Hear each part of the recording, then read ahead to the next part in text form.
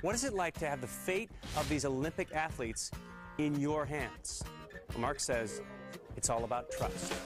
Step over, squat, hold, and resist. Keep it there. Keep it strong. Keep it strong. Keep it strong. Good. There. When Mark Looper asks an Olympian to hold an X position while he pushes and pulls at his limbs, Okay, rest. when he rotates a surgically repaired hip, Do you get tight in this area at all? when he asks the athlete to balance on a ball with a barbell over his head, that athlete has to know this all makes sense. I will tell you that usually happens in the first session.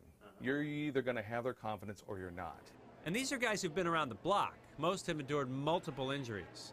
They know when they're being assessed accurately and intensively, and I think that's what it comes down to. If they feel that, and then how you convey their injury to them and what we're going to do about it, that's where you gain their trust.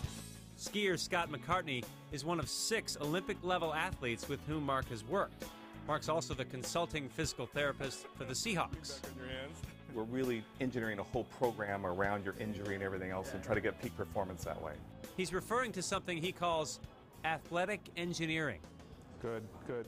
It's the smooth flow from injury to treatment back into training. Bring that right. We're really trying to cover that full spectrum. They don't turn an athlete loose once the injury is healed. They stay close as he returns to 100%. Right in there.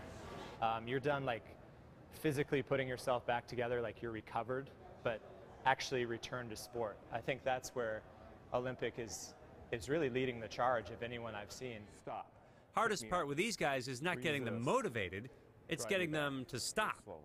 They get to that level because of their drive, you know. We're just trying to part of my duties are just to look at that injury and say, this is where you need your stops. Don't let me push you And down. while Mark is reluctant to Down take slowly. any credit, Scott knows Pick he's in me the up. hands of an expert. Stop. Resist right there. Drive me back a little bit more. Work that back right there, right there, right there. Hold it. I've got enough issues that, yeah, there's a lot of things you got to be aware of. And the people here, Mark and Joe and all the people I've worked with, they're just on their game. They know their material and they know how to apply it in your situation.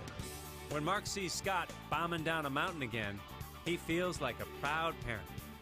Yeah, that's probably the biggest pat on the back you can have, is just watching someone perform and get back to his love. And, you know, he definitely has that love.